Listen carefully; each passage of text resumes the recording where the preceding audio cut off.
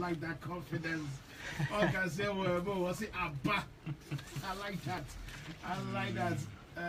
How's your day going, bro? It's going pretty good. Not too bad at all. All right, what you got for us today? All right, so today is one of my favorite topics, which is talking about how to make money with no money. And so it's a very important topic, and it's definitely something that resonates with me personally. So thank you all for tuning in to WGHC 98.3 FM, your voice, your music, your station. My name is Jeff Badu, and I'm a licensed certified public accountant in the state of Illinois. I'm the owner and practitioner of my firm, Badu Tax Services, and my firm specializes in tax preparation, tax planning, and tax representation for individuals and businesses. So today's topic is really how to make money with no money. And before we do that, I would like to kick it off with a market report. And so this is essentially a market week as of August 4th of 2017, so as of last Friday. So last week ended with a mixed bag of stock market performances. You know, the Dow influenced by a favorable jobs report and strong corporate quarterly earnings surged to new record highs. The S&P 500 also ended last week in positive territory. Tech stocks did not fare too well, as well as the large caps, pushing the Nasdaq to its second straight week of negative returns. But the worst performance befell the Russell 2000, which plummeted about 1.2% for the week, and after falling nearly 0.5% the prior week. And then also long-term treasury yields rose last week as prices dropped. And then the price of crude oil went down slightly from $49.79 per barrel to $49.52 per barrel. And the price of gold, it went down. The price of gold went down from so it went down from $12.75.60 per ounce to $12.64.30. So overall, the market has still been doing pretty well. There's really no need to panic. Once again, we're all the way in August. We're about to end the year pretty soon. And the Dow Jones is up 11.79% so far this year. The Nasdaq is up 18%, which is huge. S&P 500 up 10.63%. Russell 2000 up 4.07%. Global Dow is up 13.52%. So all these major indices are actually up this year.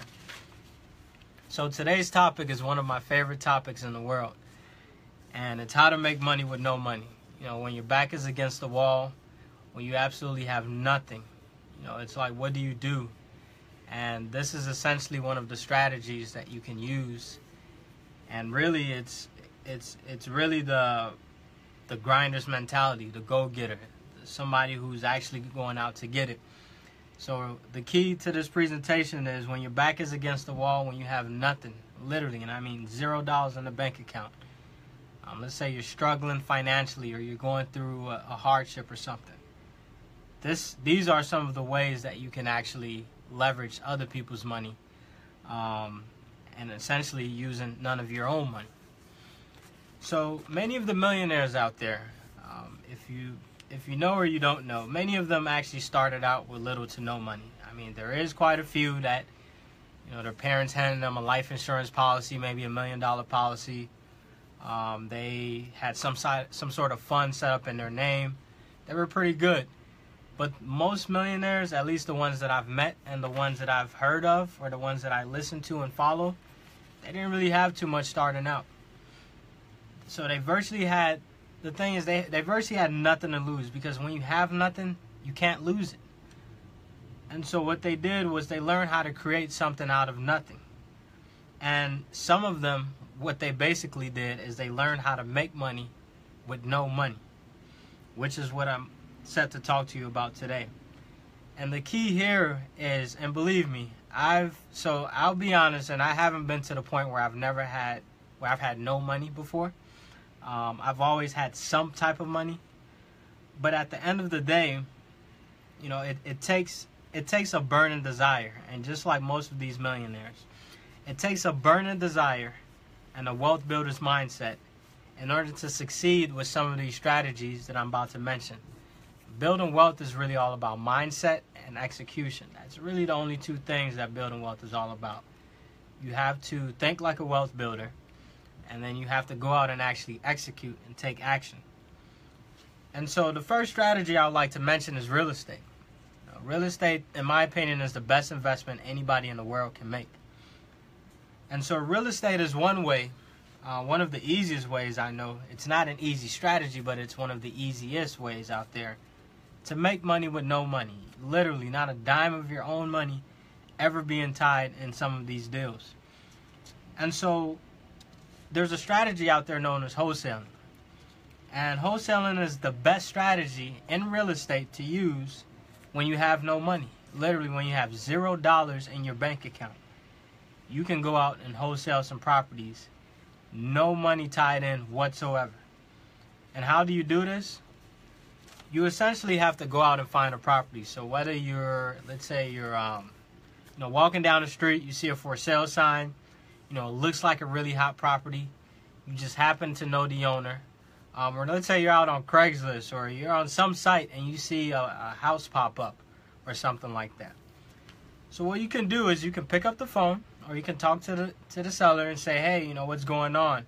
The seller might say, I'm behind a few payments on my mortgage. I don't know how I'm going to pay this thing off. I'm on the verge of bankruptcy. I'm going through a lot of hardships. Basically, they're in a very distressed situation. And so this is the best time to find that type of property, and this is the best time to help out the seller. And you can say, you know what, I understand you're about to go through a bankruptcy, and I can help you sell your property. This is all you have to tell them. And now they're interested because they never even thought of this. Let's say that they have a property that's worth, let's say $50,000 to be safe. And let's just say you can sell this property. You can essentially, so it's worth $50,000, and you can sell it for, let's say, maybe $45,000. And so what you do is you come to terms with the seller and say, hey, seller, I have $45,000, or at least I know somebody with $45,000 right now. I will hand you $45,000 if you sell me this property. Now, this property is probably has some damages to it, needs some repairs.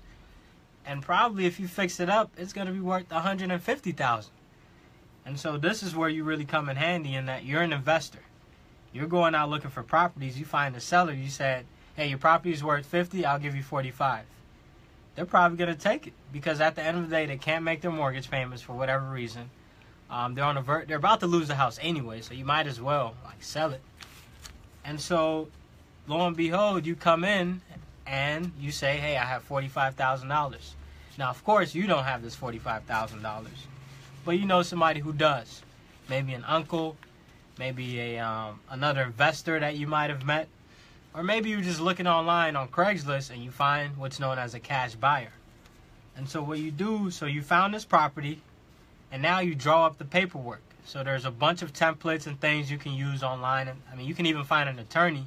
They won't charge you a penny until you actually close on a deal, and they can draft you up a contract saying, hey, write me up a purchase and sale agreement. And so you write it up, get it on the contract for $45,000, and then you turn around, let's say the next day, a week later, assuming you've done your analysis. So what you first have to figure out is how much is this property really worth. So you think it's worth $150,000. You've looked at comparables in the area. You looked at a bunch of different things. You know it's worth $150,000 if you fix it up. There's some damages maybe to the roof. It's not really modern. It's not really updated. It has some pretty old technology in there. So if you fix it up, let's say you can fix it up for $30,000, and this is a sweet deal. $150,000 is worth. You buy for $45,000, fix it up with $30,000. That's some really nice profit. And so you don't have the money. You have $0 in your bank account. But guess what? You know somebody who does, or you can easily find somebody who has $50,000, not just $45,000, by the way, $50,000 sitting in their bank account, plus the repairs, of course. And so what you do is you find this buyer, and you say, hey, I found this really great deal. It's under contract for $45,000. I want $50,000 for it. It's worth $50,000 right now. What can you do? Do you really think the seller's going to turn down a property that's worth $150,000 after fixing it up, and you're selling it to them for $50,000? I mean, as an investor, I would take that all day, every day. You're selling me something for $50,000. I fix it up for $30,000. That's $80,000 I invested. I sell it for $150,000. That's a $70,000 profit. I don't know any investor in the world who wouldn't take up something like that. So that's what wholesaling is essentially about. And guess what? You didn't have a dime of your money tied into it. So let's say the seller agrees, saying, yeah, of course, I'm a smart investor. Of course I'm going to take this deal for $50,000. So you sell it to that seller for $50,000, and you've just made $5,000, in a very short period of time, and you had $0 tied into it. You had zero, like literally zero. And I know people who can make, this is quite impossible, but I know some people who make $80,000 on these deals, $100,000, $20,000. You'll probably see about $5,000 or so. But this is truly a no money down, no money tied in strategy. You go out, find a property, a really nice property, and you contact the seller, get it under contract, you sell it to an end buyer. That's all wholesaling really is. I wouldn't say it's an easy strategy. It's not easy because there are a few documentation, making sure your contracts are right, things like that. Remember, you don't have to pay the attorney up front. Matter of fact, in real estate, nobody gets paid until the deal is closed. And I really like that, essentially. So the key to this strategy is you have to know how to find good deals. If you can't find a good deal, then you won't be a successful wholesaler. But if you have good eyes, if you happen to be at the right place at the right time, you can be really successful with this strategy. And so you have to know how to find good deals.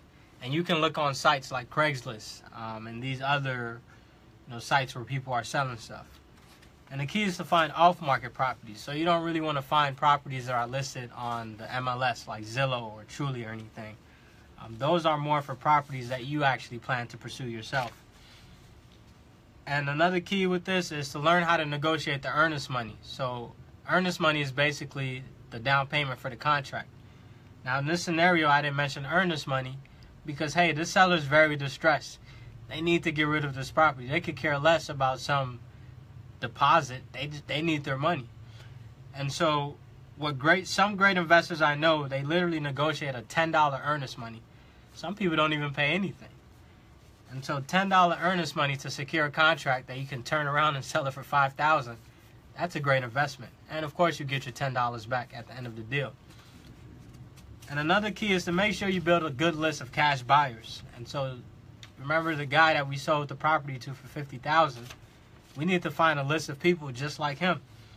And so that way we go out and find another great property and we turn around and either sell it to him. If he doesn't like it, we go to the next guy. And at some point you're going to have people fighting over your deals where they'll pay you $55,000, $60,000. They're still making a huge profit. So you can really, that's where you can really make a profit, and you're buying it for cheap from somebody, or you're buying it wholesale and you're selling it at a not retail price, but I guess retail at what it's currently worth. And you just might know some cash buyers. They might be your next door neighbors. They might be your family members. They might be somebody you've met somewhere, a mentor, a college buddy, or a professor or something like that. There's cash buyers all over the place, and people are looking for great deals all over the place. Now, why would somebody want to buy your deal? Is because they couldn't find it themselves, and it's a really good deal. So there's some more details behind that strategy, but that's essentially the bulk of it. And then once you build up enough cash, then you can move on to the fix and flips, where you're actually where essentially you're doing your own. So you're finding a property and you're putting it under your own, or you're putting it on a contract, and then finding a lender or somebody to finance it for you, and you're the one that's actually going to sell the actual property and not your contract now. And also you can actually make money with no money with the fix and flip strategy by using what's known as a hard money lender or private lender. Some private lenders will require a down payment, but a hard money lender just might not. If it's a really good deal, they're in it too. They're making 18% interest, some hard money lenders. So if it's a really sweet deal, they don't care about your credit. They don't care about anything. So it's essentially, it's a win-win for them. And there's a question out there that I would like to answer. It says, where are you doing these deals? So these are deals that are done. I mean, so you go out and find a property. There's no true formalities to this. You just need to know an attorney, or you need to know a closing agent or a closing company, a title company, where you can literally, you find a property, get it under contract, make sure all your documents are right. You sell that contract to the end buyer. That's the deal right there. But you just need to make sure the paperwork is secured. And then at closing, or with the title company, that's when all the ownership transfers from the seller to the end buyer. And then you get your check right there, the $5,000. And then the buyer walks away with the property. So everybody wins. The distressed seller gets money in their pocket, $45,000. You get your $5,000, and the buyer gets a great property. So everybody wins. And then another thing is, so back to the hard money lender, is that they will like to see some type of reserves in your bank account or something. So it's not really a good no money down strategy. But if you have, let's say, maybe a few $1,000s in the bank, you can still, I mean, these hard money lenders, they'll just charge you more interest if you don't have the reserves in the bank. And then once you do a few flips, you get comfortable with real estate and things like that, then you move on to the best strategy there is, which is rental properties. Now, rental properties is not really a no money down strategy, but what you can do is with your flips, let's say you can't sell the property, you can actually go out and find a tenant to rent out the property, and then after a few months or so, you refinance the property through a bank or something like that. And you can essentially pull out the equity or pull out whatever you've made, pay your hard money lender, whoever else, and then you hold on to a rental property for the next 20, 30 years, however long you want to hold on to it. But the true way where true wealth is built, and assuming that you've built up enough cash and you're not just spending it, you can actually now get some income producing properties, rental properties and things like that. You can even get the seller to finance the rental properties. Let's say you have a rich landlord and he's just tired of this tenant. This tenant is always doing something crazy. You know, you go in there, you say, hey, I'll take this property from you for $100,000. They say, cool. But by the way, I need your help financing it. So they're going to finance it for you. You just have to put down a pretty steep down payment, let's say 10 or 20%. But that's just a few key ways. And remember that 9 out of 10 millionaires got there through real estate. There's not a single millionaire I know out there that doesn't own a piece of real estate.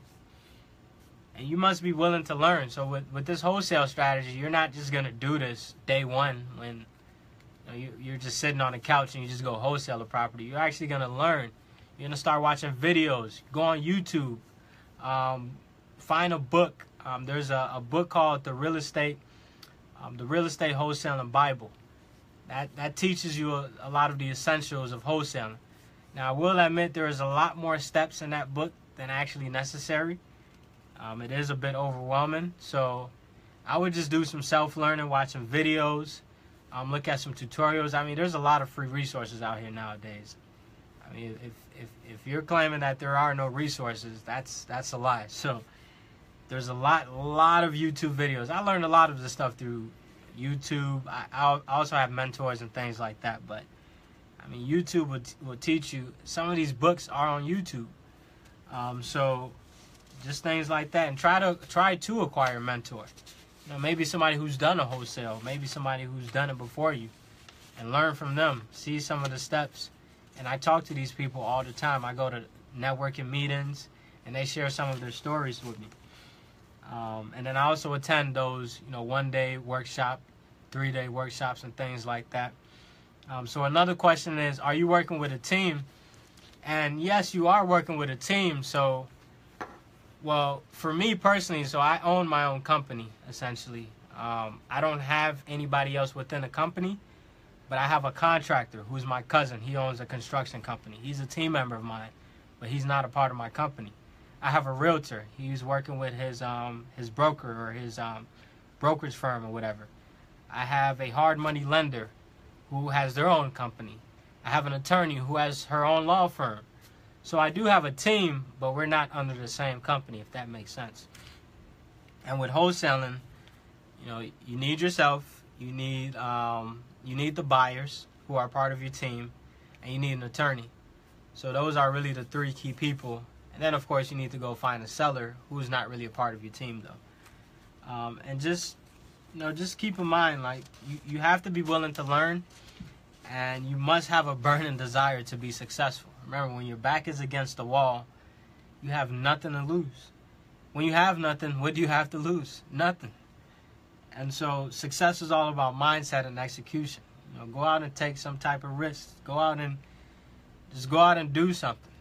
You know, it's I didn't start out with real estate with a lot of money and things like that, but you know, I would say I've learned a lot. So I've learned. I read books. I read at least once a day for at least an hour. I've read 17 personal finance books so far this year. When I first started reading, I just went on YouTube and found some free books. But now I have a full subscription to Audible, so I listen to audiobooks, and I listen about an hour a day. Over the weekend, I listen about 3 to 4 hours or so. And some people might say they don't have the time. Well, if you don't have any money, then you should have time. You know, so that's another thing to keep in mind, is that if you have no money in a bank account to begin with, then there's no reason why you should have no time. And so success is really all about mindset. You know, how well you're willing to execute, and just being out, just go do it. Sometimes you just have to go do it. Just like I became an entrepreneur. I went out and I just did it. I had a plan, but I did it. And a few notes just to take a step back. So although you don't need a perfect credit score with some of these strategies, well, with wholesaling, you can have a 0 credit score and still do a wholesale deal. You should at least have some sort of decent credit. I would say at least a 600. If you have at least a 600 credit score, you can get something done. If you're a little below that, you might consider credit repair, credit counseling, or something like that. Just because you're not, once you really start getting with the heavy hitters, and once you start getting into refinancing and things like that, you're going to need a good credit score. Not the best, but at least a decent credit score. And then you should have a credit card or something, some sort of line of credit, something you can actually rely on. So you might have no money, but you can go to a bank and or go to a credit card company and apply for a credit card or something. And you might not get it, but at least try. That's another thing with success. You have to try. And then also understand good debt versus bad debt. So not all debt is bad. I think people have a very bad stigma of debt. They say you're a slave if you owe somebody money. I mean, a lot of these millionaires would be slaves in that case, because they use a lot of other people's money. And so not all debt is bad. There's nothing wrong with good debt. And good debt, according to Robert Kiyosaki and some of the experts out there, is something that puts money in your pocket. So if I go out and I buy a rental property with a mortgage, that's good debt, because it's bringing me cash flow each and every month. Each and every month. I don't have to worry about it. My tenants are paying for the loan. I'm not paying for the loan. So good debt is any debt you don't have to pay for. And so back to the strategies. So 2 more strategies. The other one is car rentals. And this was actually big for me personally. So sites like Turo and HireCar allow you to rent out your personal car to other people who need it. And so if you have no money and you have a car that's sitting there and you're not using it, you might just want to rent it out to somebody for some extra income. This is exactly what I did. I had a Mazda. It was basically, I mean, I was using it from time to time, but tax season came around and I was like, you know what? I need to rent out this car. So I posted it on this platform called HireCar, and lo and behold, I found a renter 2 days later. And, you know, to this day, the car makes me a lot of money, and it's it's a nice extra source of income. And so what I did was I basically turned an asset that was just sitting there. As a matter of fact, it was a liability because it was costing me more than to actually drive it, or than to actually not have it. And so I essentially rented it out. And then you can rent out, basically nowadays you can rent out virtually anything. You can rent out your phone, you can rent out your house, you can rent out your apartment. I know some people Airbnb their own apartments. You can rent out, if you have anything valuable, and you should have something valuable in life, by the way, you can rent it out to somebody. Whether it's your knowledge, whether it's an item, whether it's something, you can always rent it out. So assuming you have decent credit, so let's say you've rented out this first car, or maybe you don't have any cars. Assuming you have fairly decent credit, let's say even a 600, you go to a dealer and you say, hey, I want to finance this car. The reason why, so you go to a dealer, you say, hey, I have no money in the bank, I want to finance this car. And essentially what they're going to do is they're probably going to give you that car. Because the reason why is a lot of car sales are actually down in general. So a lot of these dealers and things like that, they need to get these cars off the lot because they're losing money, essentially. The longer that car sits on the lot, the more they lose because cars depreciate a lot in value. So you go to a dealer and you say, hey, I want this car and I want to put no money down. Now, some people, they might say, okay, we need a little skin in the game. But for me, when I financed my first car, it was no money down. It was a 2013 Mercedes-Benz C-Class. And literally put no money down and then turn around the next day, rented out that car. And so essentially what I did was I just kept building the cars. The reason why I bought a Mercedes is because it's my favorite car. And so not only can I drive it, but I can actually rent it out to somebody else where they can drive it and produce me cash flow each and every month. And so what I did was I kept continuously purchasing more and more cars, just kept buying more and more cars, financing them. And then I even have some cars. I even had my mom help me get some cars. And so just kept doing it. And I went from one car to now owning a portfolio of 10 cars, producing cash flow each and every month. And so that's another way to use the no money down strategy. You go to a dealer and you say, hey, I have no money down. How can I drive this car off the lot?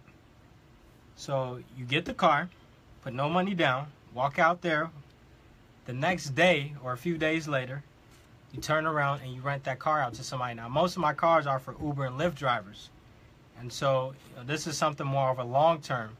So one of my cars, I bought it in February, and to this day, I still don't have it. Still producing cash flow each and every month. And if I do need to put down a down payment, so the third, the fourth, the fifth car, I eventually need to put something down, like $500. And so that's what I did. I used a credit card to put the down payment down.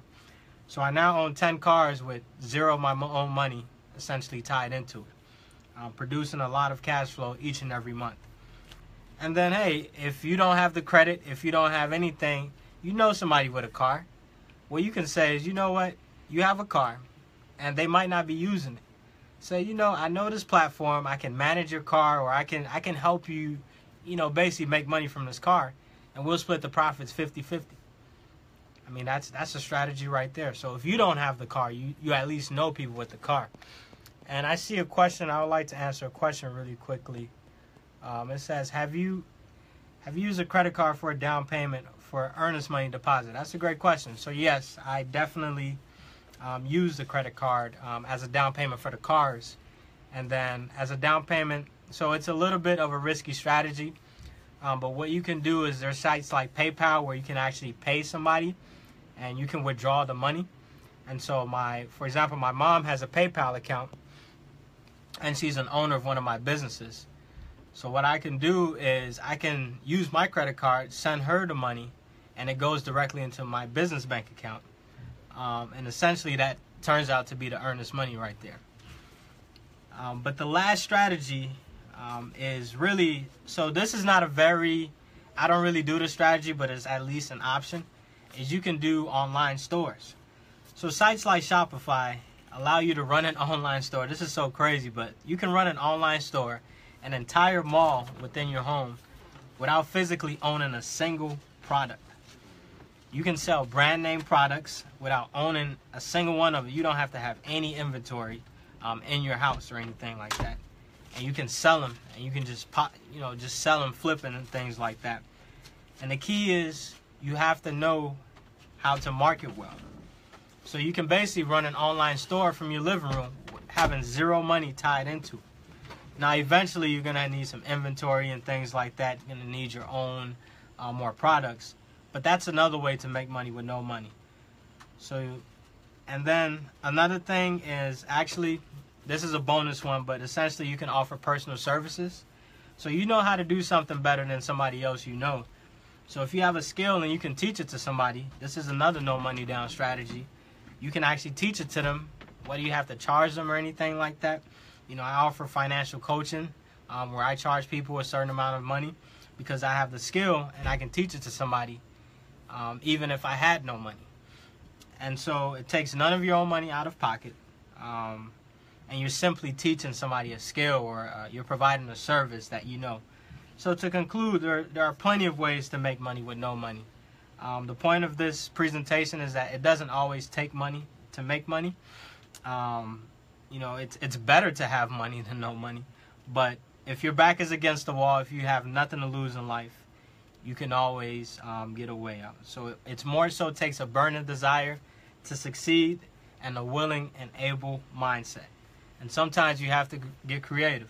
So thank you all for tuning in to WGHC 98.3 FM, your voice, your music, your station.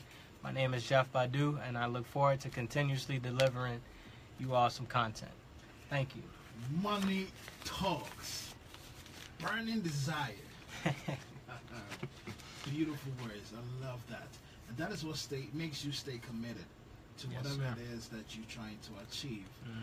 Making money with no money. No money. You got to repeat this segment again. You got to repeat it again. I need a part 2, 3, 4, 5, 6. As a Ghana movie. This is the Makume water. Abe. All right.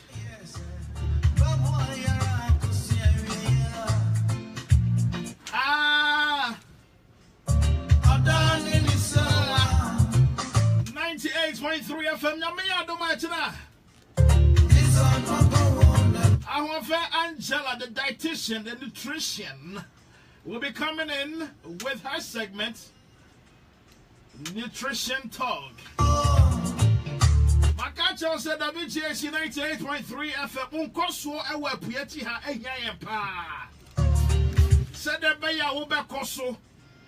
We need to get part of the American pie. We need to be part of it. And I just oh, no, I'm not Jeff, entrepreneur, took the risks, and now he's eating.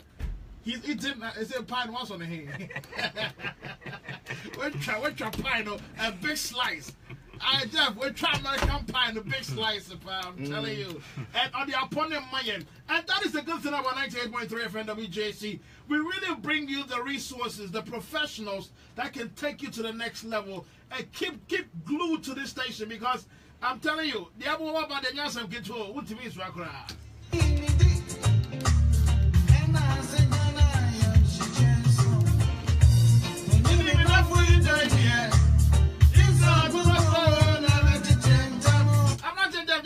That's it. Now I do my next week. Get back to us. Same place, same time, same station. And one. All done in Israel. Hey, I said I can see a pan come at you make more. I boy, she might give me the Abraham more colors.